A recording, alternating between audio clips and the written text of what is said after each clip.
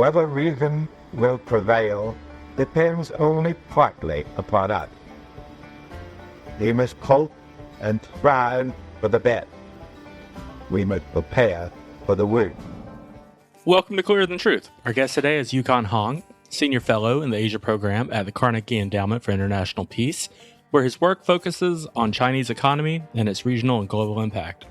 He previously served as the World Bank's country director for China, and before that, the director for Russia and the former Soviet republics in Central Asia. He continues to advise institutions such as the World Bank, Asian Development Bank, and Asian Infrastructure Investment Bank. He's written extensively in major outlets like the Financial Times, Wall Street Journal, and Foreign Affairs, and he's the co-author of Cracking the China Conundrum. Yukon, thanks for joining us. Pleasure to be with you. So I want to talk about trade, tariffs, and Trump, and the Sheep Summit that Trump has coming up later this spring. Did the Supreme Court's recent rollback of Trump's tariffs on China change anything fundamental, or just the legal wrapper on the same policy? Well, that's the big question. Everyone is waiting to see what the implications are. President Trump has reintroduced a 15% tariff using a different legal code, but that only allows them to keep that in place for about 150 days. Then he needs congressional approval, so people have to see whether it's going to be more permanent. There's also the question of people have negotiated treaties or understandings, some with tariff rates below 15%, some with rates above. There are many more others who have not negotiated or concluded agreements, and they're wondering whether they should wait or they should agree to. But I think what we do know, of course, is that President Trump will introduce or keep in place some tariffs. It may be a mixture of various legal or institutional approaches to maintain them. There will be a great deal of uncertainty in timing. So I think businesses will face a period of uncertainty. Governments will have to decide whether it's worth it to honor or to proceed or to wait to see what's going to happen. So I think the big issue is uncertainty. But I think the issue of whether Trump will try to maintain some level of tariffs is pretty clear. He will try. How successful he will be still remains to be seen.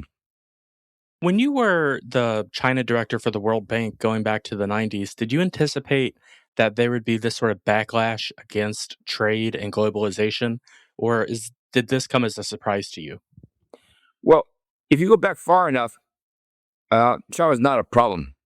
Matter of fact, people were trying to encourage China to join WTO, to enter the global economy, to reform, to go faster.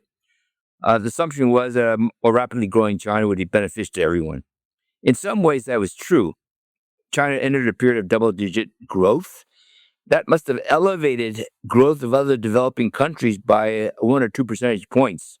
So they took off very soon after China took off because China demanded a lot of imports, particularly raw materials, that came from developing economies. So they benefited a lot. But China's trade and investment flows also benefited the West, including the United States. And that was not so obvious that people did not foresee that, but that was very, very significant. Then China's begun what I call a gradual slowdown over the last 7 or 8 years. It's now growing at somewhere closer to 5%. So I think that the issue of China's growth being so rapid was unexpected. Whether it will persist and whether the West will continue to benefit is unclear. And I think now that China was so successful and became the dominant exporting country, he entered a period, particularly under President Biden, of great power competition. Then when Trump came into place, the issue was China's tremendous trade surpluses with the United States. So from a Trump perspective, in his first term, the problem was that America's trade deficits were getting very, very large, and a major source from a U.S. viewpoint was China. And the rounds of tariffs since then, the restrictions since then, have actually cut China's exports to the United States by a significant amount. It's surprising. The U.S. now imports more from Taiwan than it imports from China. So that tiny little island actually sells more goods to the United States than the big country of China. The trade deficit that America has with China has been cut in half. But nevertheless, China share of global exports has continued to increase, reaching record highs. And the answer is that China is exporting to the United States through other countries, through Southeast Asia and through Europe. Now, you take Europe as an example. Europe has importing a lot more from China, and the headlines worry about electric vehicles or batteries, but actually it's largely raw materials and spare parts. And those raw materials and spare parts are then used by Europe, and Europe's trade surpluses with America have soared. So now what you see is that from a U.S. perspective, the trade imbalance is not so much driven by China, but driven now by Mexico, by Southeast Asia, by Europe. So tariffs and the trade tensions are in some ways less of an issue from an American perspective than technology and security, military issues, investment flows, and AI. These have become more dominant as concerns rather than trade per se. I want to come back to technology and AI and the effects that China's relationship has on us for that. But I have a simplistic question. I think most people would be embarrassed, but why does the trade deficit matter? Why does Trump care so much? Well, this is a significant issue for debate. Trump has been concerned with tariffs for decades. I think it's the impression that he gained when he was probably just coming out of college. America's had a trade deficit for 40 years continually. And one key reason that the U.S. runs a trade deficit is that the dollar is the global currency. When the dollar became the global currency after World War II, the world needed dollars. And they need dollars basically for trade, for investment, for financial transactions, even for criminal activities. The world wants dollars. So how do you get dollars in the world? And the major way the world has been getting dollars is that the U.S. runs a trade deficit, and then America pays for that deficit through its dollars, and the world gets these dollars. So in some sense, as long as the dollar is the global currency, America will always have a trade deficit. So this issue about America running trade deficits and what do you do about it, and whether you have tariffs and you can do something, the answer is you cannot. As long as the dollar is the global currency, America will always have deficits. Then the question is how large of a deficit will it be? And the answer to that is quite simple. The major driver of trade deficits for the United States is essentially the budget surplus, budget deficits. If America runs budget deficits, it will spend more than it's taking in terms of revenues, and that translates into imports exceeding exports, and you have a trade deficit. So now you have Trump basically say, I have a problem. I don't like trade deficits. How do you solve this? There are only two ways you can solve it. You either run budget surpluses, which neither Democrats or Republicans have been willing to do by raising revenues, or you reduce the role of the dollar in terms of it providing the role as a global currency. But the role of the dollar as a global currency for the U.S. gives America tremendous powers, the power to sanction, the power to cut countries off from the financial system. It's actually the major source of America's financial or political power over the global economy, because you can always say to a country, I forbid you to use dollars. You cannot use my banks. Basically, the economies would collapse. So in other words, if America wants to maintain its grip on the global economy, its position as the dominant power, that translates directly into having trade deficits. In that sense, Trump's policy of saying, I don't like trade deficits, doesn't make much sense. And his solution doesn't make any sense for the United States. From an economist viewpoint, they've always seen America running trade deficit as an exorbitant privilege rather than a negative thing. Now, why is it a privilege? It essentially means that Americans can import, consume more, and have a higher level standard of living than it should be, actually. It's the only country that can do this. Any other country, if they ran deficits for decades, would go bankrupt. No one would give them the money to allow them to do this. So how does America get away with this? It gets away with it because the dollar is the global currency.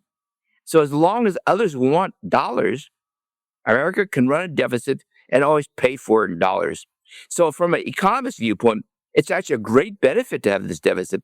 It's a great benefit for the dollar to be the global currency. For Trump to argue otherwise is basically illogical. Interesting. How would you describe the current trade relationship with China? And again, I want to keep coming back to your role within making these policies. What did you anticipate going back 20 to 30 years versus where we are today? Well, if you go back when China joined WTO, it essentially was running trade deficits or running balance. It was not an issue. People thought that China would actually run deficits for a long time. Why? Because China had to liberalize, open up its economy, and people expected China to be importing a lot more from the West and everywhere else. And it would take a long time for China to be competitive in terms of manufacturing exports. Well, the reality is China became much more of a manufacturing export-led economy much more rapidly than anyone would have foreseen, and it's continued to do so. In the last few years, robotics, AI, stable prices or deflation, and maintained China's competitive advantage in terms of the global manufacturing exports. It continues to be a major export power. So this maintenance of a surplus is actually a little bit of a surprise. If you go back 8 or 9 years to when Trump came into power and before Biden, China was actually not running significant surpluses. So Trump immediately launched these tariffs and a trade war precisely at a time when China's trade surpluses were actually insignificant. And the great irony is, despite all these tariffs, despite all these restrictions, China's export surpluses have actually grown rather than fallen.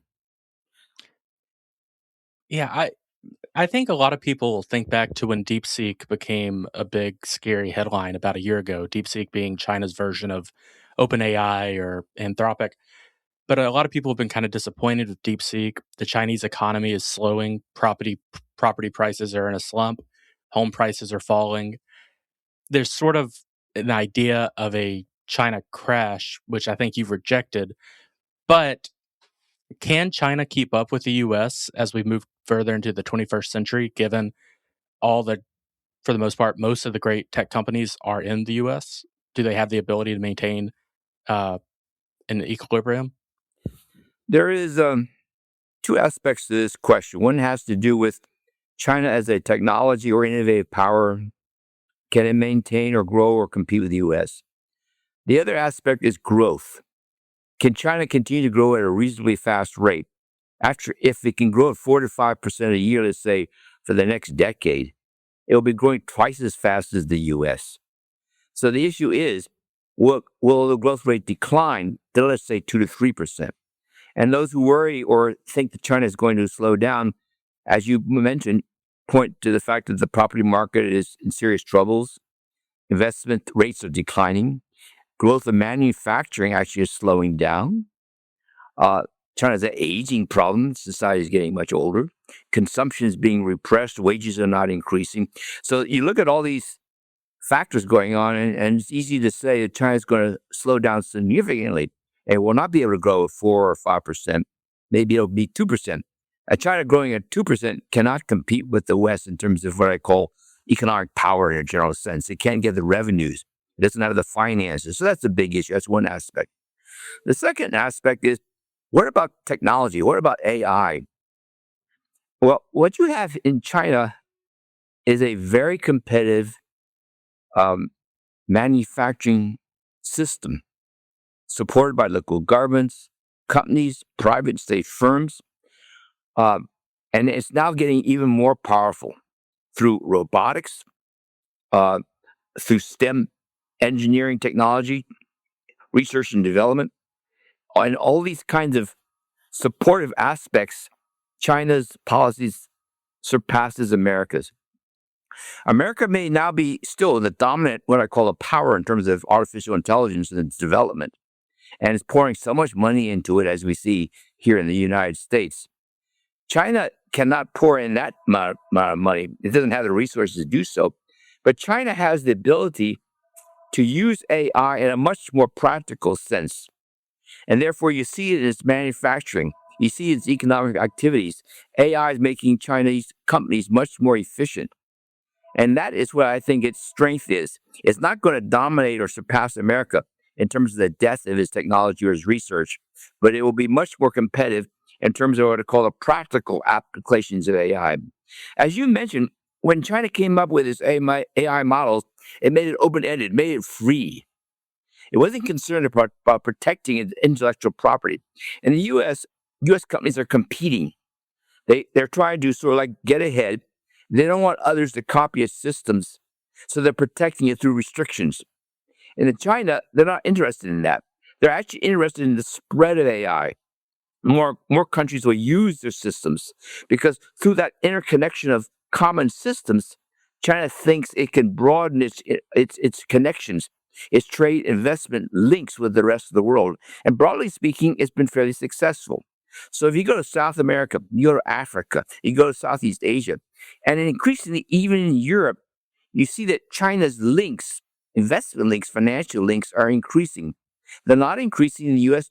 because of the restrictions, but it's increasing dramatically in other parts of the world.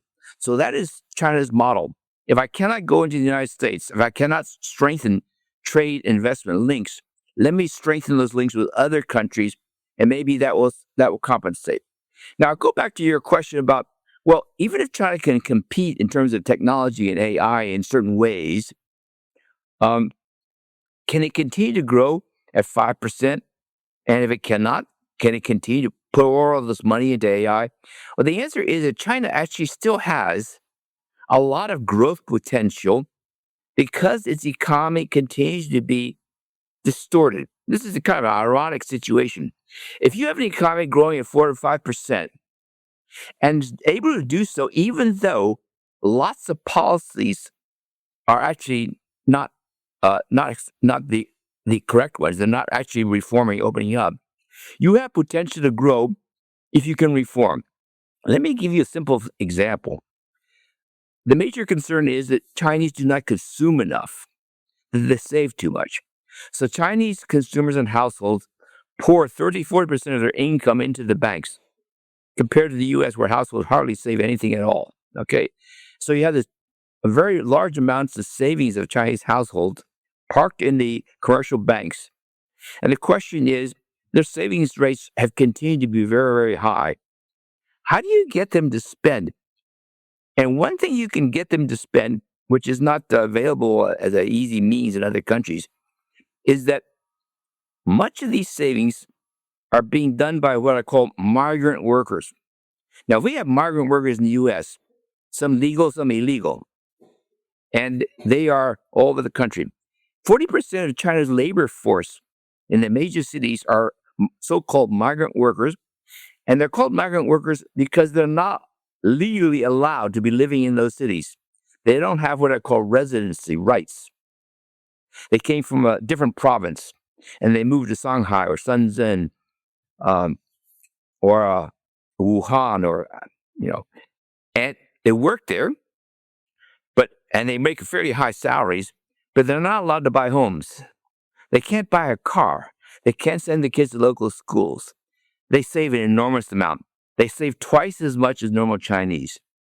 Now, suppose you allow these so-called migrant workers to be legally residents of the cities they live in, and they consume like normal Chinese. China's consumption rate would increase by 50%. It would actually increase China's growth rate by 2 full percentage points. 2 full percentage points is the same total growth rate as the United States. So all you have to do with the Chinese migrant workers in these cities is say to them, you have the right to live here. You can spend just like ordinary Chinese. Remember, they're not foreigners. They're Chinese. They just don't have residency rights. So that's a tremendous distortion, but it's easily solvable. All you have to say to them, you have the same rights as other Chinese. The other major problem is their state enterprises. There's a subset of state enterprises not involved in technology, not involved in strategic industries, but chewing up a lot of money from the commercial banks. And this is the legacy of the financial problems of the 2007-8, the global financial crisis. China poured money into state enterprises, irrespective of what they're doing. And today, they don't have that money, but a large chunk of the state enterprises are still getting commercial funds and for activities which do not make much sense. So if you actually cut out these, let's say, 1/5, 20% of these state enterprises from getting what I call continued financial flows, that would increase China's growth rate by another 1 or 2% a year. And these are all what I call distortions, reforms that should be made but haven't been made. Well, why have they not been made? And in the first case, China does not want to get rid of its controls over the movement of people and where they can reside. It's a leftover legacy of the communist system. They basically want people to be spread apart. They don't want them to be living in Beijing, Shanghai, or Shenzhen. They want them to move to the more western or inner provinces, but they won't. They've actually been living in these major commercial centers now for decades. It's no longer temporary, it's permanent. But nevertheless, China is reluctant to release or to allow the flexibility of people to move wherever they want to.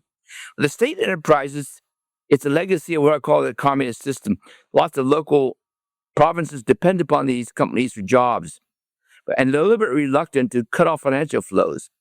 But if they did, actually, the money would flow to private companies, and it would actually generate more jobs. But nevertheless, to lose control over state enterprises is also something the local governments in the state is not willing to do. And therefore, it's really a political issue. How much is the state willing to give up its control over resources, whether it's financial resources or whether it's labor flows? But the fact of the matter is, this is something they have to face up to, because as you mentioned, in the coming years, they no longer can rely upon property, investments, the kinds of traditional drivers of growth that they were able to rely upon 10 years ago. Exports have driven about 1/3 of the growth rate in the last couple of years. But you cannot continue to increase exports by that same rate. The global economy doesn't need that or can't buy that much.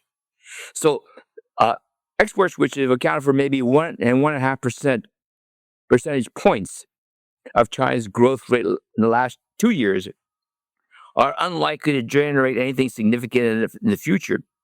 So if you don't compensate for that in some way, you cannot grow at 4 or 5%. That's the big issue for China in the next year or two, and we don't know whether the government will be forceful enough. China is still hoping that it can maintain 4 to 5% growth by using the same kinds of policies that it has been for the last 2 years. But as you mentioned, that's probably not a sustainable approach. I want to come back to the spread of AI. China, of course, has pursued its Belt and Road policy now for some time. Is this giving them more leverage to continue with their foreign policy objectives? So, building infrastructure, pulling in countries in Latin and South America closer to their orbit? What is happening so far? 5, 6, 7, 8 years ago, the Belt and Road Initiative was a major activity. So the government was pouring in money through its development banks and other banks, and it was basically funding money into South America, Africa, Southeast Asia, even in Europe. Okay, a lot of those projects did not pan out, and there was a lot of bad publicity about debt being driven or debt increasing or problems with low rates of return or these projects not being well designed. So after that big push, flows of funding through the Belt and Road Initiative declined significantly.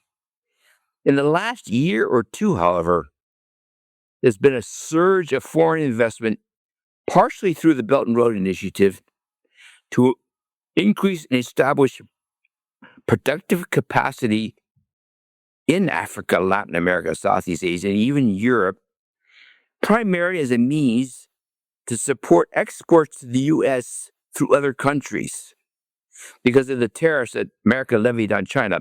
So China cannot export directly to the United States, and now exports indirectly through other countries, including Europe. So now what you see are Chinese companies investing in other countries in manufacturing capacity, assembly processes, for exports of manufactured products to the West, and a large chunk of that to the United States, or even in Mexico. And that has made the Belt and Road Initiative, revived the Belt and Road Initiative as a potential means of channeling funding to other countries. President Trump is going to meet with Xi later this spring. What does Xi want out of this meeting, and what does Trump want? And what do you think is reasonable for both to get? I think I would characterize the situation and the objective, they both want what I call non-conflicting. It's a non-conflicting competitive relationship. They want a stable security situation. They don't want surprises. Both sides want to sort of like bide their time. They have pressing concerns they have to address. They cannot afford a major confrontation with each other. So what is that from a China perspective? China wants to become more innovative, more technologically self-sufficient. It doesn't have the full capacity to do so, particularly in making high-value advanced chips. How long would it take China to actually become self-sufficient? It'll take at least several years, maybe a decade, maybe even longer. Some people don't think it ever will be competitive or self-sufficient in manufacturing high-end chips. So it basically does, and there is a whole range of other high-tech products that U.S. is restricting. They want to be able to produce more at home. That's going to take time. So that's the major concern from a Chinese side. From a U.S. side, they're held hostage because of China's monopoly on rare earths, a whole variety of minerals. And of course, America is trying to step up the production of rare earths domestically and arranging production in other countries through a collaboration and allies to sort of like break China's monopoly on rare earths. If the West succeeds, and I think it can actually, it won't be able to do so, however, in 2 or 3 or 4 years. It'd probably take 5 years. So from both the Chinese perspective and U.S. perspective, they're being held hostage in different ways. From U.S., rare earths. From China perspective, advanced technological components, particularly chips. They both want to become more self-sufficient. They both realize it'll take time, and they don't want to get into a major confrontation during this period of time. So I think they want stability. The question is, will this kind of truce, can it be sustained? And the answer is there continues to be friction. There can be other sort of activities or events which make one side or the other nervous enough to actually change the dynamics. I'll give you an example, Panama. Panama just passed legislation saying that Hong Kong, a firm in Hong Kong, which controls the ports in the Panama, is no longer allowed to do so under pressure from the United States to do this. So that firm will lose its rights to operate these ports in Panama, and this is going to cause China a big problem. It's not actually Chinese owned, it's Hong Kong owned. Okay, Li Ka-shing owns it from Hong Kong, but China sees as an attack on China's interests. So here's a geopolitical kind of initiative in Panama supported by U.S., which probably will force China to basically say to the U.S., you're causing tremendous financial problems because that Hong Kong company will lose billions of dollars because it's trying to sell it. Now it cannot sell it. Okay? So that is a thing. And believe me, that is not going to go away. It's going to have to be addressed in some kind of a fashion here. Now, you take the rare earths. China is still monitoring and controlling the distribution of rare earths. But if it feels that there's some kind of a more hardline approach coming from the U.S., it will tighten up on the exports of rare earths. And what could trigger that? Currently, there's discussion about arms sales to Taiwan. And Taiwan annually or at various moments in time purchases large quantities of arms from the United States. And that was supposed to be actually going right at this moment in time. Beijing's expressed its concern and it basically hinted that if U.S. goes through with this arms sale, something significantly bad will happen, possibly cancellation of the meeting.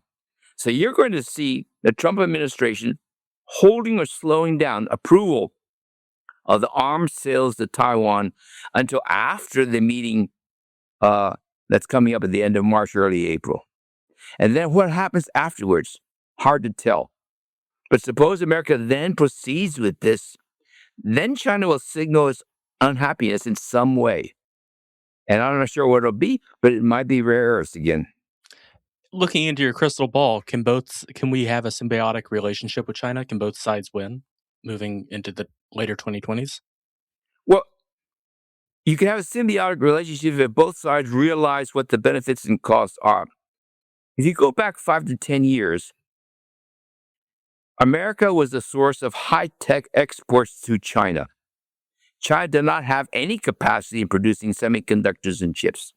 It was actually quite happy to be importing those to the United States and using that to produce a range of what I call bread and butter consumption manufactured goods. So the computer that you buy, the vacuum cleaner you have, the cars you have, those chips would be American. So you may be buying a Lenovo laptop from China, but the chip in there will be U.S. That's a symbiotic relationship. Now, there's a symbiotic relationship between Europe and China. Europe is not a high-tech manufacturer, so it doesn't compete. It doesn't have a great power rivalry with China. But Europe is the source of high-valued manufactured goods. So if you go to China and you go to the malls in China, the high-end malls, all the stores are European. Clothing stores, high-end manufacturing, jewelry, watches, they're all European. You don't see any American stores. You just see European stores.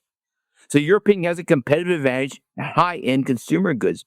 Europeans also have an advantage in services. But Europe also uses China as the source of manufacturing of European products being exported to the West.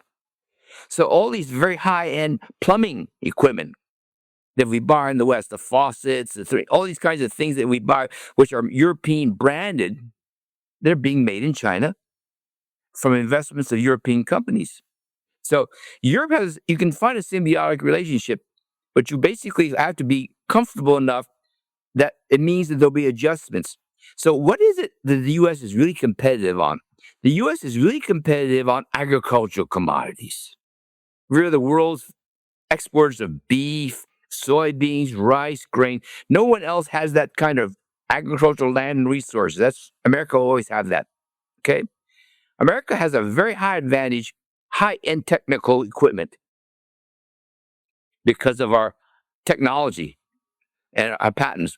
We have a world monopoly control digital activities and software.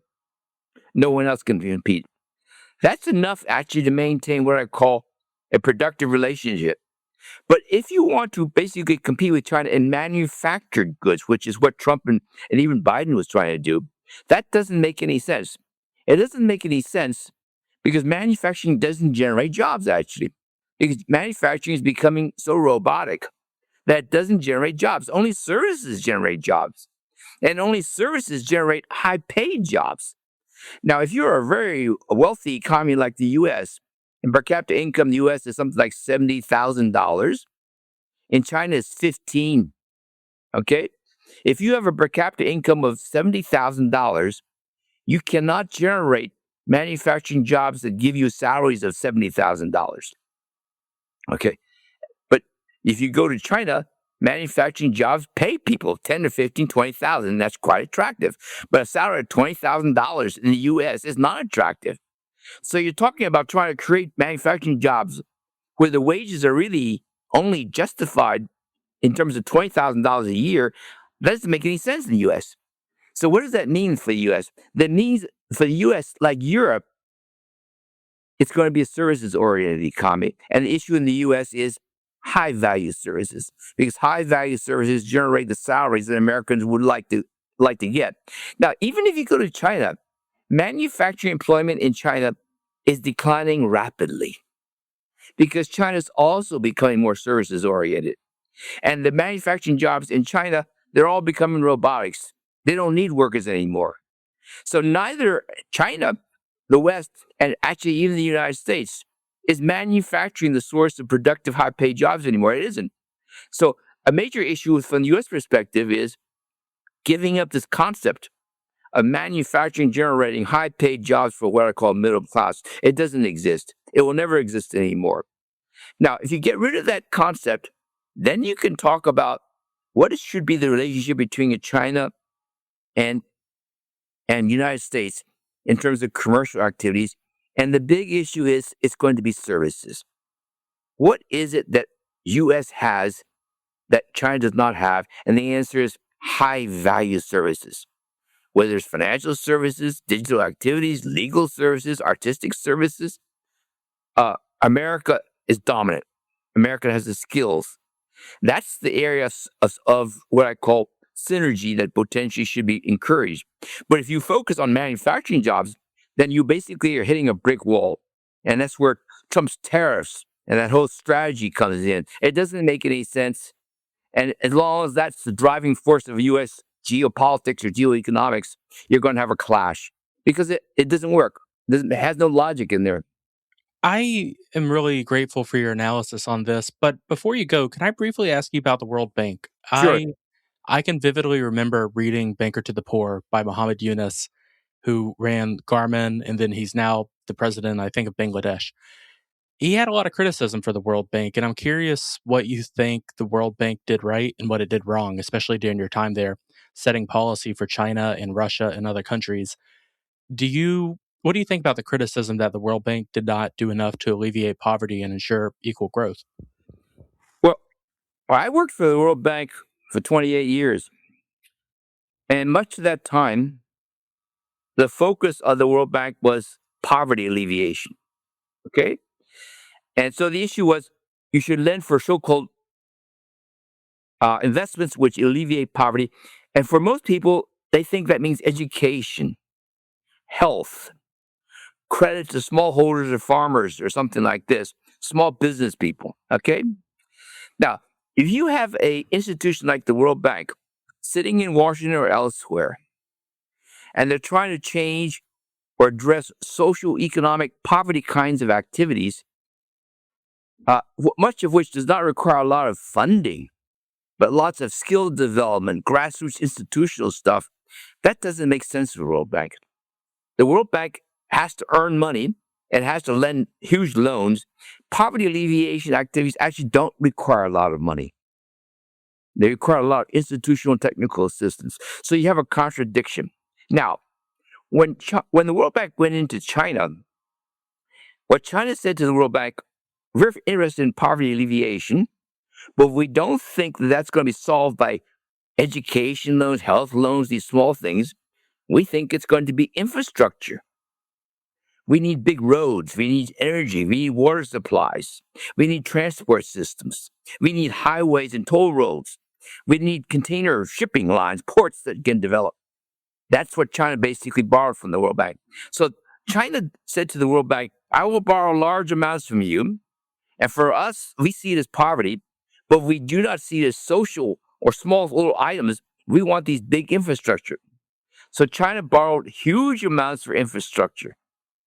And it relied upon other kinds of forms of activity to address these issues of what I call grassroots poverty alleviation activities, bilateral donors or small lenders. As Muhammad Yunus says, his source of funding for his loans are the savings of smallholders of small grant agencies, not big financial companies. So that's why Muhammad Yunus was basically saying the role of the World Bank in terms of poverty alleviation is not very effective. Now I have a source. Now the World Bank's actually changed. It no longer says poverty alleviation necessarily means only health and education. Poverty alleviation can now be a range of activities, and infrastructure actually is one of them. So then what did China do? China basically said, I want to play a major role in international lending and poverty alleviation. So they created the Asian Infrastructure Investment Bank based in Beijing, a multilateral bank. Its focus is on infrastructure. It does not want to lend in health.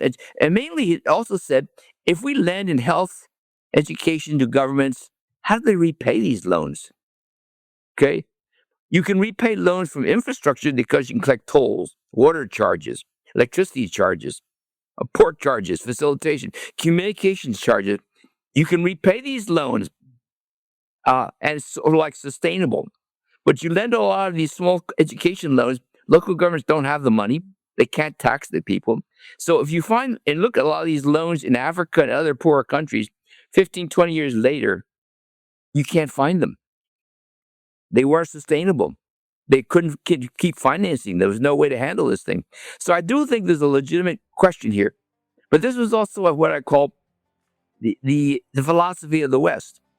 From a Western perspective, poverty meant grassroots social health, these kinds of social funding. Okay? But social funding is not something that actually I think foreign lenders can handle and do very easily. It's really something the countries have to do themselves.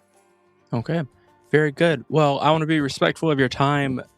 Yukon, where can our listeners follow your analysis and your work? Well, I still have articles writing out there. I have a book, which you probably saw. It was called Cracking the China Conundrum, Why Conventional Economic Wisdom is Wrong. Wonderful. Okay. Wonderful. Well, thanks again for joining us, and we'll be sure to have you on again soon. Take care. Thank you. Thanks again for joining this episode of Clearer Than Truth. If you enjoyed the episode, be sure to share it with your friends. See you next time.